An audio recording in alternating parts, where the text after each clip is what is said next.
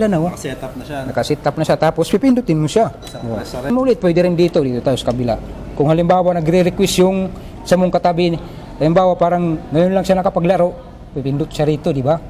Sige, pagbigyan mo. Ako muna pipindot. Ngayon lang ako nakakita nito eh. Sige, pindutin mo na. Oh, ayun.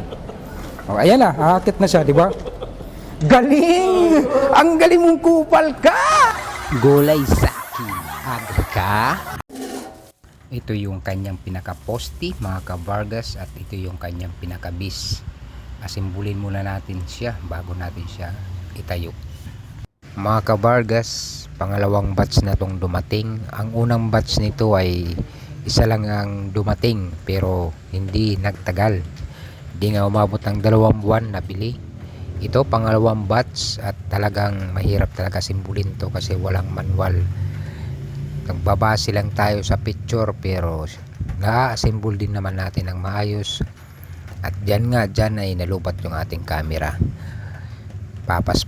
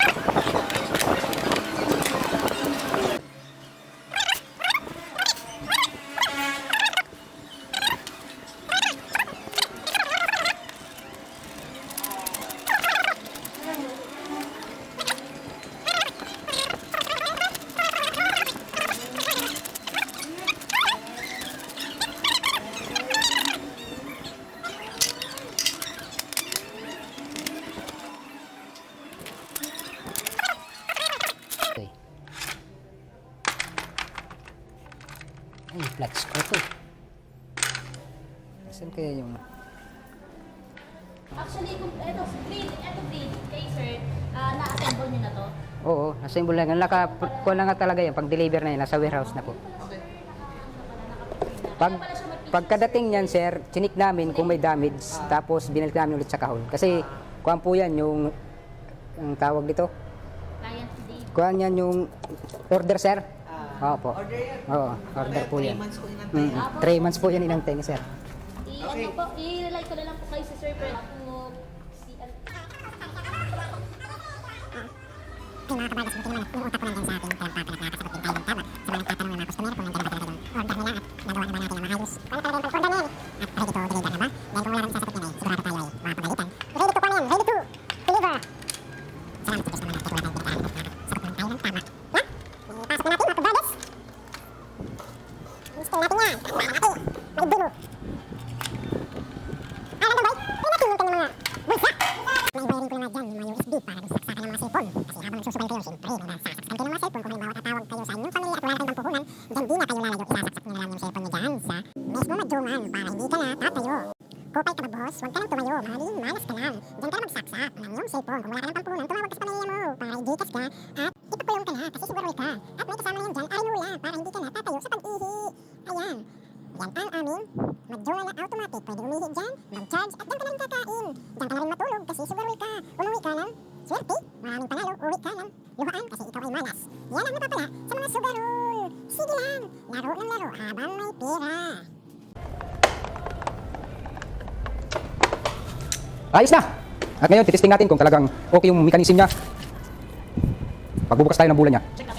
Yung paghahanap ng extension, hindi niya mahanap yung extension. Dahil hindi mata ang ginagamit, kundi bunganga. Ito! Talagang napaka-kupal mo talaga. Doon!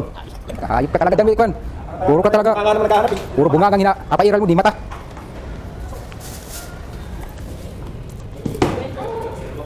Buksan mo yung bula.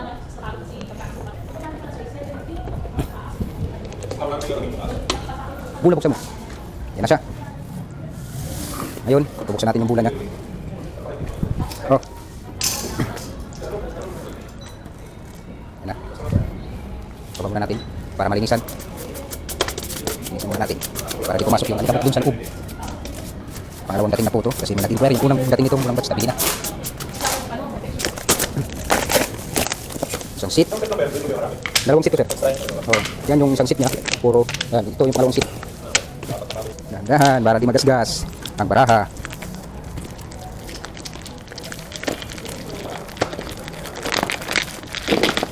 Pasok mo. Yan.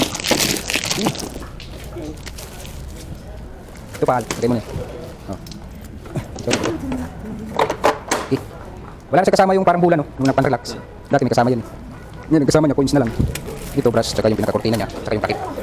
Pang dalawang seat yan, kung halimbawa, hindi kayo gusto mo tuloy-tuloy yung laro, isasalang mo yan dalawa. Una, ipapaangat mo to, tapos ihulog mo yan. Tapos yung maglaro, ihulog mo yung ito, pag angat yan, yung pangalawang seat naman. Pero ngayon, hindi natin nilalagay kasi display lang. Pag mabilis ng gusto niya, ihulog na nila yung dalawa.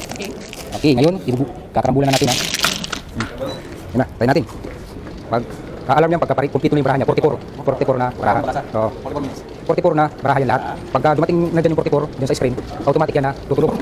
144, tutulog yan. Sabihin, ibig sabihin, nabalasa na. Tikita natin yan. Tutulog yan, ha.